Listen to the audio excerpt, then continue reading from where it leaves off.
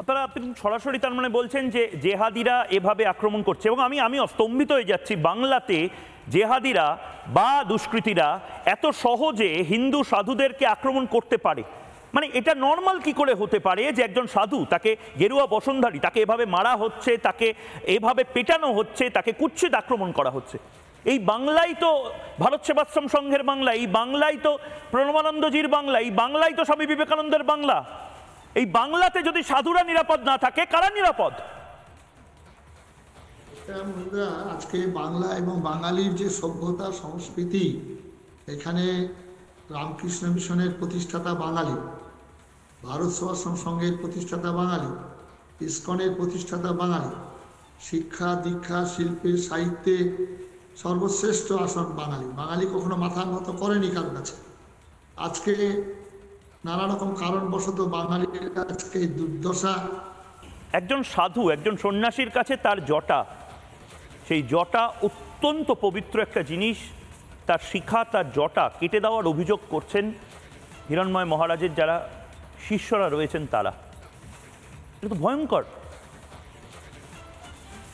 আমরা পাশাপাশি আমাদের রাষ্ট্র বাংলাদেশ, সেখানে যেমন চিন্ময় মহাপ্রভুকে বিনা দোষে আক্রমণ করেছেন, আটক করেছেন, জেলবন্দি, তার খাদ্য ঔষধ বন্ধ করে দেওয়া হচ্ছে, তিনি এখন মৃত্যুর সঙ্গে লড়াই করছেন।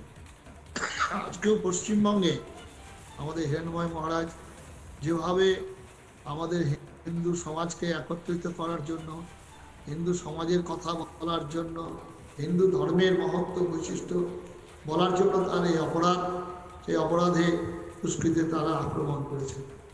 আমরা চাই তদন্ত করে যারা দুষ্কৃতকারী তাদের উপযুক্ত শাস্তি যদি না দেন, তাহলে আমাদের পশ্চিমবঙ্গের সমগ্র সাধু সমাজ, আমরা সনাতন সংস্কৃতি সংসদের পক্ষ থেকে আগামী দিনে আমরা স্থির করব, আন্দোলনের জায়গায় যাব। মহারাজ, এই মুহূর্তে গোটা বাংলা আপনাদের পাশে রয়েছে। আপনারা এই মুহূর্তে কি কর্মসূচির কথা ভাবছেন, বা ভয়ঙ্কর হুঁশিয়ারি কিছুক্ষণ আগে দিচ্ছিলেন, যদি এটা গোটা বাংলার মানুষকে বলেন? আমরা ইতিমধ্যেই আমরা মিটিং করব, আমাদের এই রামনবমীর সব পেরিয়ে গেলে মিটিং করে সিদ্ধান্ত নেব। আগামী দিনে আমাদের বাংলায়, আপনারা জানেন, এই পুরুলিয়ায় যাওয়ার সময় গঙ্গাসাগরে কিছু সাধু আক্রান্ত হয়েছিল, তারপরে পিলভিটে পিটিয়ে মারা হলো। আমরা বাংলাতে এরকম সাধু সমাজের, সাধু সন্ন্যাসীদের নিরাপত্তার জন্য কেন্দ্রীয় সরকারের কাছে আবেদন করব। সেই সঙ্গে রাজ্য সরকারকে আমরা হুঁশিয়ারি দেব, যদি এইভাবে সাধু সন্ন্যাসী মঠ মন্দির আক্রান্ত হয়, তাহলে আমরা বৃহত্তর আন্দোলনে নামব। আমরা সেটা মিটিং করব আগামী কলকাতায়, কিছুদিনের মধ্যেই মিটিং করে সিদ্ধান্ত নেব। নানা ধরনের কন্টেন্ট দেখার জন্য লাইক করুন, শেয়ার করুন আমাদের ফেসবুক পেজ, সাবস্ক্রাইব করুন আমাদের ইউটিউব চ্যানেল। পাশাপাশি অন্যান্য ব্রেকিং নিউজের জন্য অবশ্যই চোখ রাখুন রিপাবলিক বাংলায়।